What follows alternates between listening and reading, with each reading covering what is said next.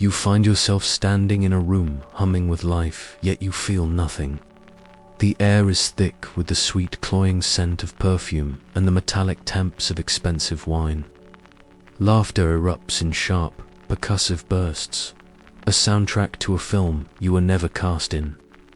You watch the mouths move, the heads tilt, the hands gesture in a complex, meaningless choreography of connection. A person you vaguely know is recounting a story.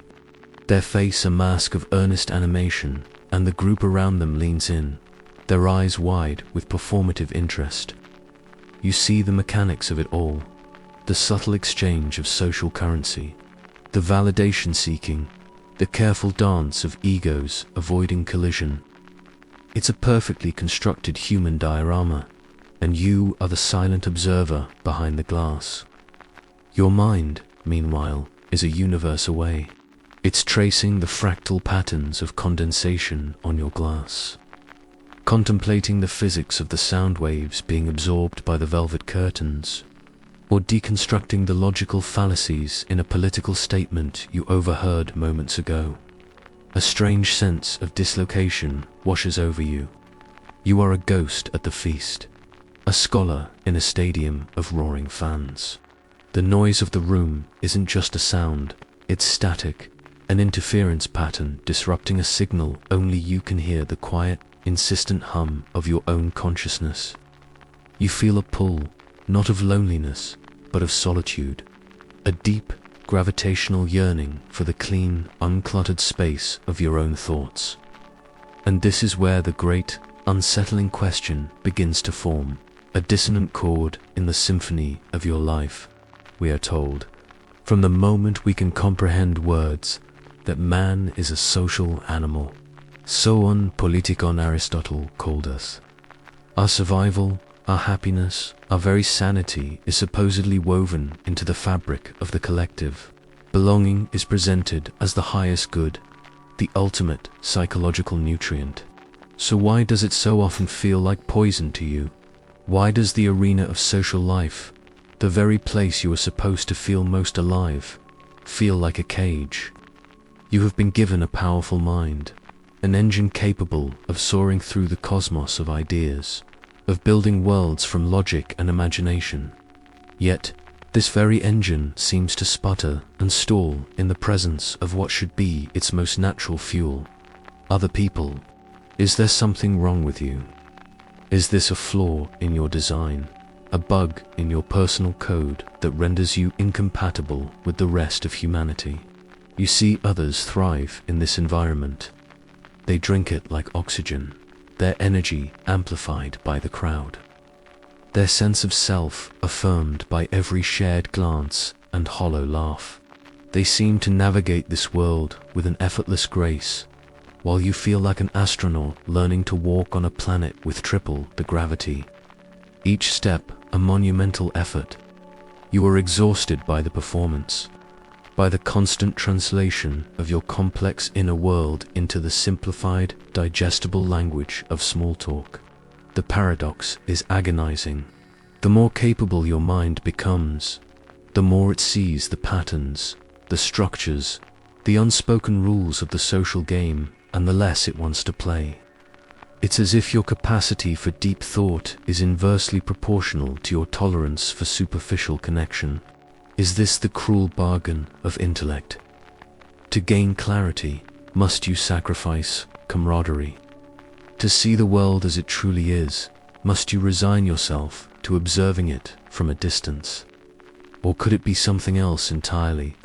Could this feeling of alienation not be a deficiency, but an emergence? A sign that you are not broken, but perhaps evolving past the need for the tribe in its current form. This profound disconnect you feel, this quiet rebellion of your spirit against the evolutionary mandate to socialize, is not a simple preference for being alone. It is a deep, existential ache. It is the cry of a part of you that knows there is something more, something deeper than the fleeting comfort of the crowd. We have been taught to fear this feeling, to medicate it, to socialize it away. But what if we have been misdiagnosing the symptom? What if this isn't the problem, but the beginning of the answer?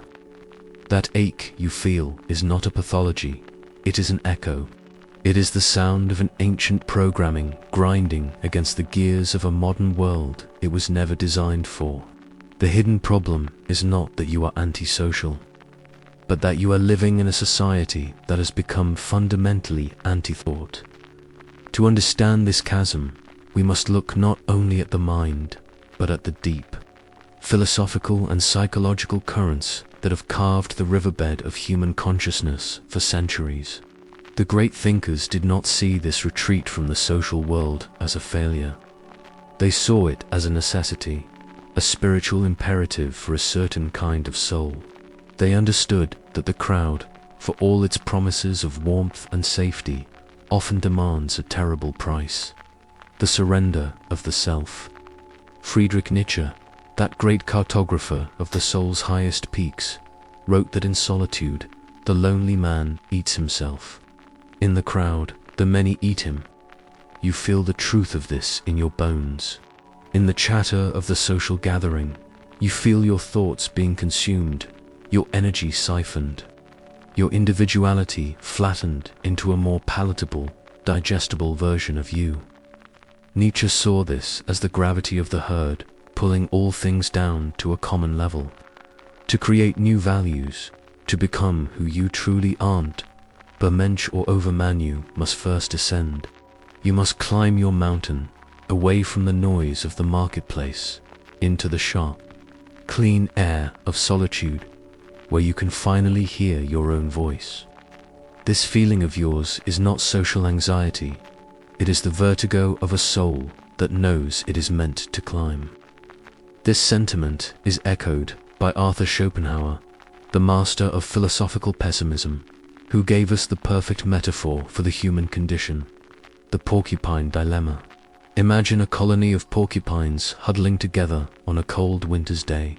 They draw close for warmth, to escape the freezing isolation. But as they get closer, they begin to prick each other with their sharp quills. They are forced to pull apart, only to be driven together again by the cold. They oscillate between two sufferings, the pain of loneliness and the pain of connection. Schopenhauer observed that the man with enough of his own inner warmth, a rich inner life, a powerful intellect, is the one who can happily keep his distance. Your mind provides its own heat, the pricks and prods of trivial social interaction, the subtle aggressions, the intellectual compromises. They become an irritation far worse than the cold. You are not avoiding people. You are simply refusing to be wounded by the quills of mediocrity. This is not arrogance. It is a form of self-preservation. The Danish existentialist Søren Kierkegaard went even further, declaring that the crowd is untruth. For him, truth was a deeply personal, subjective, and passionate affair. It could only be found and lived by the single individual in their direct, terrifying relationship with existence. The crowd, he argued, is an abstraction, a phantom. It allows a person to shed their responsibility, to lose themselves in the anonymity of the group, to hold opinions without passion and make judgments without consequence. When you are in a social setting, forced to nod along to popular opinions or engage in conversations that lack any real subjective fire, you feel a kind of spiritual nausea. It is the protest of your spirit against the untruth of the collective, a cry for the authentic, lived reality that can only be cultivated within. Modern psychology is finally beginning to map the territories these philosophers explored. Evolutionary psychologists speak of the savanna principle, the idea that our brains are fundamentally adapted for the ancestral environment of our hunter-gatherer past a small, stable tribe of perhaps 150 people, where social bonds were a direct matter of life and death. In that context, constant, deep social integration was paramount. But what happens when you place that ancestral brain into a sprawling, anonymous, hyperstimulated metropolis of millions? For most, the programming still runs, seeking connection wherever it can be found. But for the highly intelligent mind, something different occurs. Research suggests that the link between socialization and happiness is significantly weaker, or even negative, for more intelligent individuals. Why? Because the intelligent mind has overridden the ancient program. It can solve problems of survival and meaning abstractly, internally. It does not need the tribe to deliberate, for it contains its own parliament of ideas. Social interaction is no longer a strategic necessity, and it often becomes a tactical hindrance, a distraction from the far more compelling journey inward. This is the root of the psychoanalyst Carl Jung's great project of individuation. The journey to wholeness requires a differentiation from the collective unconscious, a courageous descent into one's own unique psychic structure. It is a path that is, by its very nature, a solitary one. You are not pushing the world away, you are answering the call to integrate yourself. And that sacred work cannot be done at a cocktail party. But this sacred work of the self, this necessary retreat into the fortress of your own mind, does not happen in a vacuum. You are attempting to build your cathedral in the middle of a carnival, and the world does not celebrate your quiet construction. It punishes what it does not understand. The consequences of your nature are not loud or dramatic. They are not a sudden cataclysm, but a slow, tectonic pressure, a silent and relentless shaping of your reality in ways you are only now beginning to perceive. This is the unseen trap. Society exacts a penalty for your nonconformity, a tax on your authenticity, and it collects it day by day, interaction by interaction. This begins with the subtle biases that govern human judgment.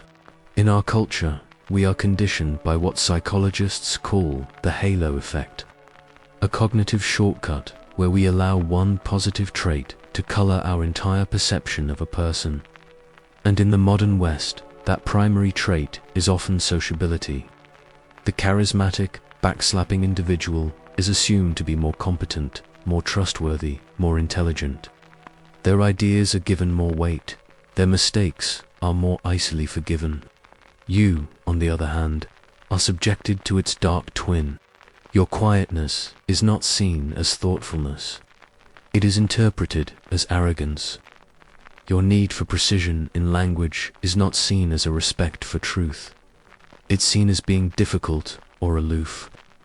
Your lack of interest in office gossip is not a sign of focus. It's a sign you are not a team player. Without you ever saying a word, a narrative is written about you, and it is a fiction that slowly begins to dictate the facts of your life. The promotion you were perfect for, but never considered.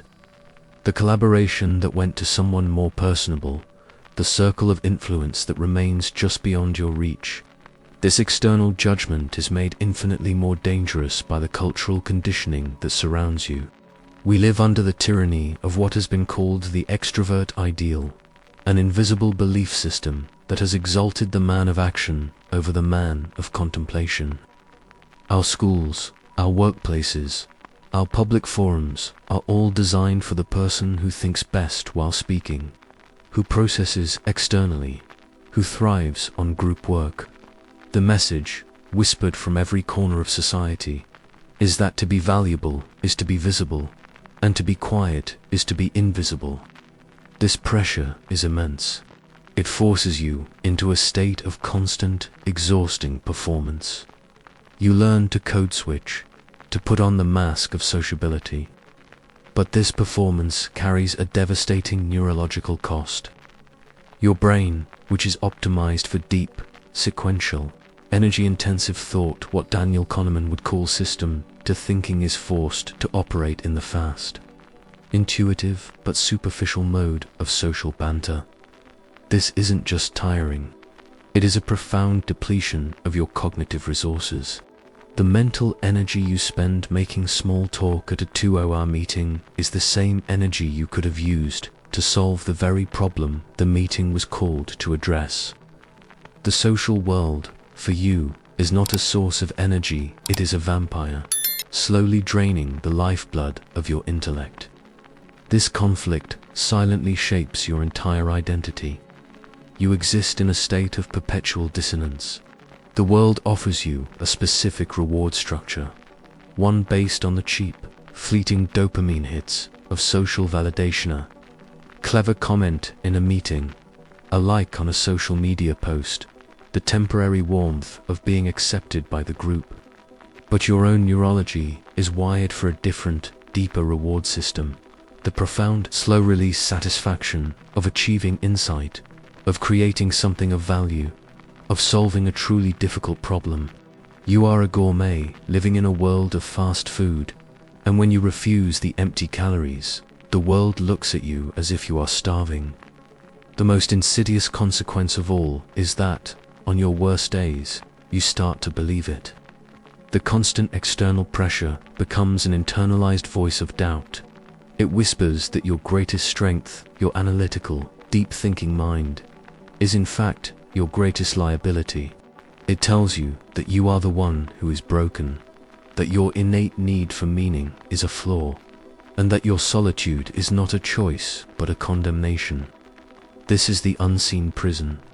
You are caught between two powerful, opposing forces. The gravitational pull of your own authentic mind, which yearns for depth and solitude, and the relentless centrifugal force of society, which demands you spin faster and faster in the meaningless orbit of the collective. To live this way is to be cleaved in two. It is a state of quiet, constant civil war. And this internal schism doesn't just make you uncomfortable at parties, it dictates the entire trajectory of your life, closing doors to opportunities you never knew existed and slowly eroding the very foundation of who you are. This is not a sustainable way to live. So the question becomes urgent, an alarm bell ringing in the dead of night. How long can a soul live, split down the middle, before it finally begins to break? That breaking point you feel approaching is not an ending. It is an awakening. It is the moment the pressure becomes so great that it doesn't shatter you, but instead cracks open the shell of the false self you have been trying to maintain. The answer to the question of how long you can live split in two is not a moment longer. And in that declaration, you find your freedom. The radical shift is not to learn how to better tolerate the cage, but to finally realize the cage door has been open all along. You have been trying to fix a part of yourself that was never broken. You have been fighting a war against your own nature. The way to break free is to stop fighting and to start designing. It is to declare a ceasefire in your internal civil war and begin the work of a sovereign architect, building a life that is in harmony with your deepest cognitive and spiritual reality. This begins with a counterintuitive act of alchemy. You must learn to weaponize what you have been taught to see as your greatest weakness. Your aversion to superficiality is not a social handicap. It is a finely tuned filter. Your need for solitude is not a liability. It is your most precious strategic resource. While others are dissipating their finite energy, time, and attention in the shallow waters of social obligation, you are conserving yours. Think of your solitary hours not as a deficit of connection, but as the deliberate accumulation of an intellectual war chest. This is the time you use to forge the insights, develop the skills, and cultivate the depth that will become your true currency in the world. You must stop apologizing for your nature and start leveraging it as the profound competitive advantage that it is. The next step is to redefine the very concept of social life. You must abandon the model of social interaction as a broadcast medium where you perform for a wide and different audience, and adopt a new model of deep, narrowband communication. This is not about becoming a hermit. It is about becoming a connoisseur of souls. It means ruthlessly curating your interactions, shifting from a strategy of social acceptance to one of intellectual and spiritual resonance.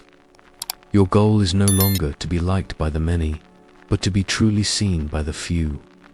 You must build your own private council of minds, whether they be a handful of living friends who speak your language, or the great dead thinkers you commune with through their work. One single conversation that ignites your mind is worth 1,000 evenings of polite nodding. You must learn to wield the strategic no, not as an act of rejection, but as a profound act of devotion to what truly matters. Every time you decline a meaningless invitation, you are casting a sacred vote for your own soul, for your work, for the quiet cathedral of your mind. This is not a new or untested path. History is littered with brilliant defectors from the social consensus who chose this very freedom. Nikola Tesla, whose mind crackled with the electricity that would power the modern world, was notoriously reclusive. He understood that his visions required a level of focus that the social world would only dissipate. His solitude was not an affliction. It was his laboratory. Marcel Proust, in his quest to excavate the very nature of time and memory, famously lined his bedroom with cork, creating a sensory deprivation chamber to insulate his consciousness from the noise of Paris so he could write his masterpiece. He did not simply avoid the world. He architected his reality to serve his art. The philosopher Baruch Spinoza, excommunicated and cast out for his radical vision of God and nature, lived a life of quiet exile as a lens grinder. He was socially condemned, yet intellectually he was building a universe of perfect, rational harmony. These figures are not just historical curiosities, they are your luminaries. They are proof that the highest forms of creation and insight often require a deliberate, strategic withdrawal from the common world. This is how you reclaim your power.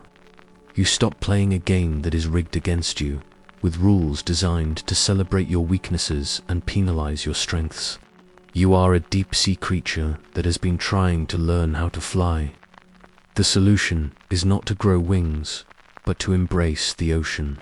You must build your own ecosystem, a world tailored to your neurology. A world where deep work is the default, where conversation is reserved for substance, and where silence is revered as the fertile ground of creation. This is not an escape from reality. It is an escape into a truer, more powerful reality. You are no longer a victim of your own mind, but its master. You are no longer apologizing for your depth, but commanding it. You have broken free from the prison of social expectation, but this freedom is not the final destination. It is merely the clearing of the ground. Now that you are free to build, a new and far more profound question arises. What is the grand design of the cathedral you are here to construct? And so you stand in the clearing you have fought so hard to reach, the noise of the world finally muted to a distant hum. You have your freedom, your tools, your sacred silence, and you are faced with the ultimate question. What is the grand design of the cathedral you are here to construct? The answer, and this is the final, most powerful realization of all, is that you have been asking the wrong question. The purpose was never the design of the cathedral. The purpose was the act of quarrying the stone. The goal was not to build a monument for your own habitation, but to learn the lost art of shaping reality with the force of your own consciousness.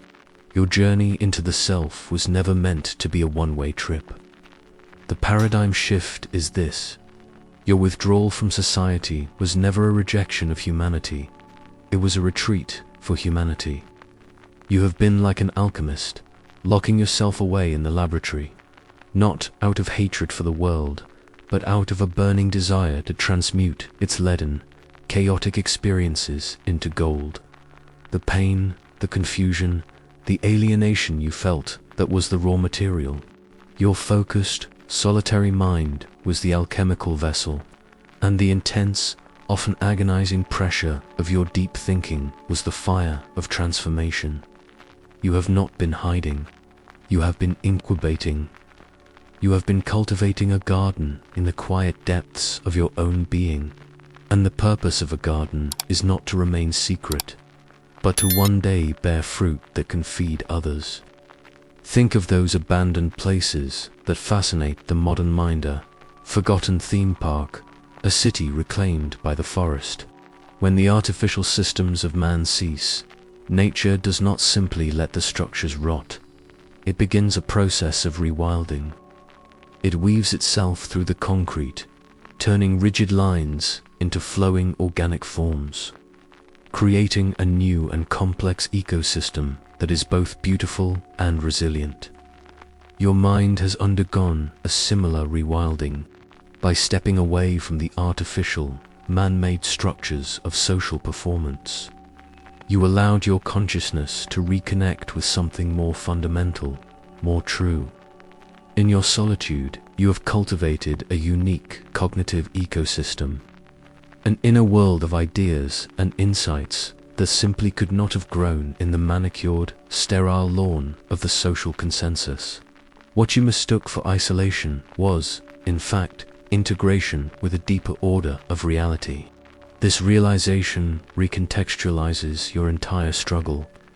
The agony of small talk was the protest of a master craftsman being forced to work with shoddy materials. The exhaustion you felt after socializing was the righteous fatigue of a mind whose precious energy was being diverted from its true work. The loneliness was the sacred silence required for the great work to proceed. You were not broken. You were in the midst of a profound and necessary process. You had to become a world unto yourself so that you could bring a new world into being. So what now? You return to the world, but not as you left it. You are no longer a resentful exile, but a knowing emissary. You are a scout who has been sent deep into the uncharted wilderness of thought and has returned with a map. You are a deep-sea diver who has witnessed the crushing pressure and bizarre beauty of the abyss and has brought back pearls of extraordinary price. Your role is not to rejoin the party, but to build a lighthouse on the shore, a beacon for other ships navigating the same dark waters. You contribute not by adding to the noise, but by providing clarity. You give back not by conforming, but by offering the hard-won fruits of your nonconformity: the art, the science, the philosophy, the innovation, the truth that could only be born in the sanctum of a mind that dared to be alone. This is your purpose. This is the design of the cathedral. It is a living structure, a place of exchange not for social currency, but for transformative insight. This is the call to action for your life, and it is the founding principle of this channel to be a gathering place for the lighthouse keepers, the cartographers of the inner world, the alchemists of consciousness. Your journey is not a solitary pathology. It is a shared, noble endeavor. Embrace your nature. Protect your solitude. Do your work. For in the quiet depths of your unique mind lies a gift that the world desperately needs, even if it doesn't yet know how to ask for it. Do not be afraid of the depths you have discovered within you, for it is from there that you will bring the light.